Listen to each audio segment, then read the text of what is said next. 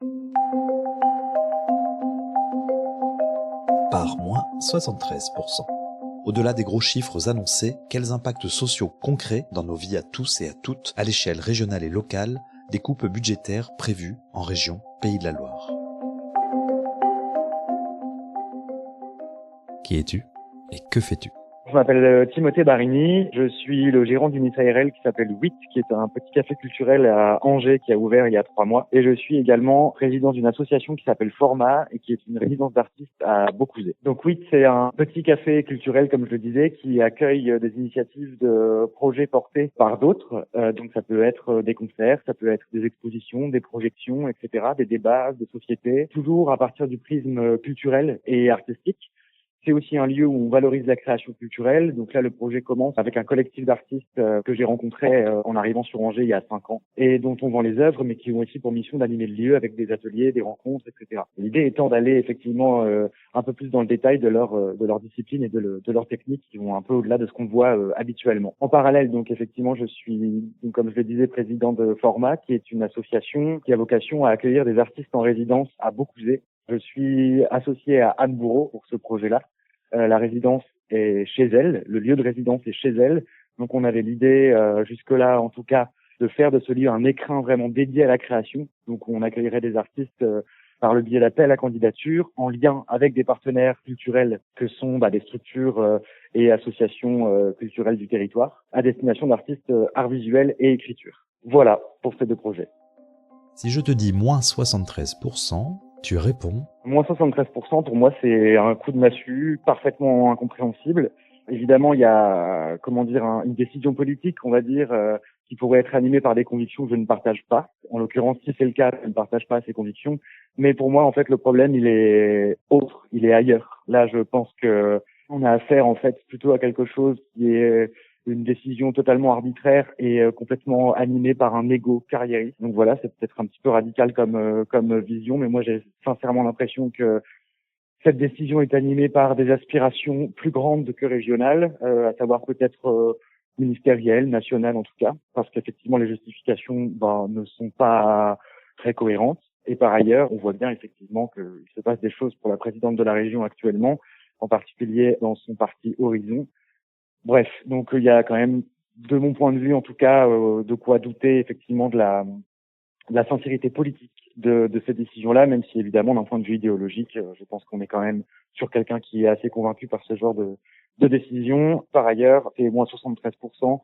Pour moi, c'est donc au-delà de la culture, hein, évidemment, ça touche bien d'autres domaines qui sont le ciment d'un territoire en fait. C'est un petit peu mettre à terre des structures, des porteurs de projets qui accompagnent aussi certains publics, et en fait, c'est mettre un petit peu tout ça dans le même sac et dire, en gros, voilà, démerdez-vous. Bon, voilà, c'est un peu le ciment, effectivement, comme je disais, d'un territoire qui est en train d'être totalement débité. Et par ailleurs, concernant la culture, puisque c'est plus le milieu qui me concerne, moi, ce que je regrette aussi, à titre personnel, c'est que justement l'institution culturelle, l'art et la culture en règle générale, dans son fonctionnement global, dans son système, a besoin d'être questionnée. Alors quand je dis ça, ça ne veut pas dire que je suis d'accord avec elle, ça veut juste dire qu'effectivement, d'une certaine manière, cette décision nous coupe l'herbe sous le pied.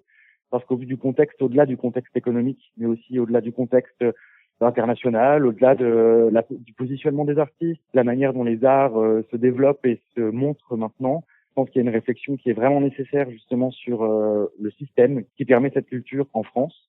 C'est un système qui effectivement a beaucoup de vertus, a été déployé à travers des dizaines d'années, en particulier après la Seconde Guerre mondiale, et en réalité qui n'a plus trop bougé depuis. Et je pense effectivement qu'il y a une refonte profonde à faire de tout ça, à opérer de tout ça, mais justement plutôt pour aller dans un sens totalement inverse de ce que propose Christelle Morancé et son équipe et ses acolytes.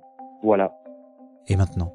Et maintenant, malheureusement, je pense qu'on n'a pas d'autre choix que d'activer d'autres leviers par nous-mêmes, collectivement. Je pense qu'on ne peut pas rester dans nos coins. Donc évidemment, il y a une bataille qu'il faut continuer, qu'il faut pas lâcher. Je sais que certains trouveront ça partisan. Et tant pis, ça l'est. Il n'empêche que, à titre personnel, en réalité, je pense que tout le monde devrait l'être, mais je suis convaincu de l'utilité sociale de la culture. Et puis, de toute façon, c'est effectivement pas que la culture qui est concernée, c'est un tas de domaines qui sont vraiment, comme je disais tout à l'heure, vraiment qui font le ciment d'un territoire, qui font le ciment d'une société. Et ces décisions, pour moi, en fait, abîment vraiment les élans collectifs Ça me fait un peu suer de le dire comme ça, mais je pense qu'on n'a pas le choix. Il faut aussi maintenant chercher d'autres leviers collectivement, même si finalement ce budget n'est pas voté, même si cette décision est retoquée ou quoi que ce soit. Il y a de toute façon, je pense, dans notre région, dans notre pays, des élans qui vont nous y amener à un moment ou un autre. Pour autant, je pense que si on doit faire de la politique, puisqu'on nous y oblige un petit peu de fait, il faut qu'on le fasse en continuant à faire ce qu'on sait faire. Sauf qu'il faut qu'on se rassemble davantage. Je pense qu'il faut qu'on la joue collectif dans les projets qu'on a, qu'il soit effectivement à dimension culturelle, à dimension sociale, à dimension associative. Enfin voilà, tout ça est l'idée. Et puis en gros, il faut qu'on leur montre peut-être qu'on peut faire sans eux. Alors évidemment, l'argent c'est une chose, mais l'argent c'est aussi quelque chose de fictif.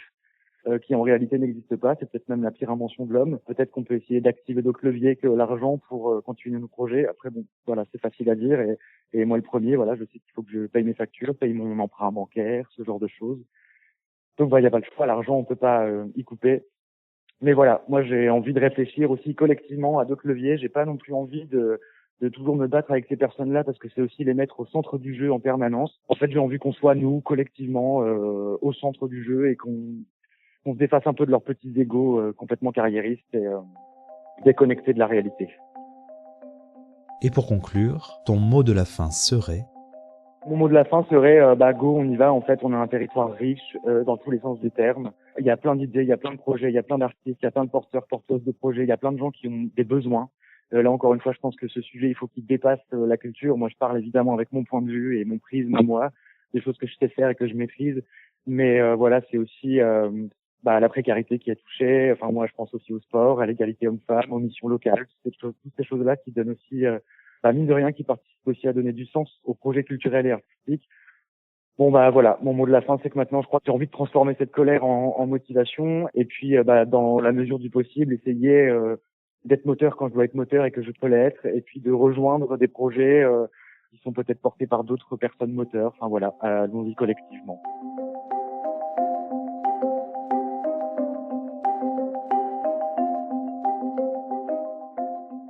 Une production Parole et compagnie.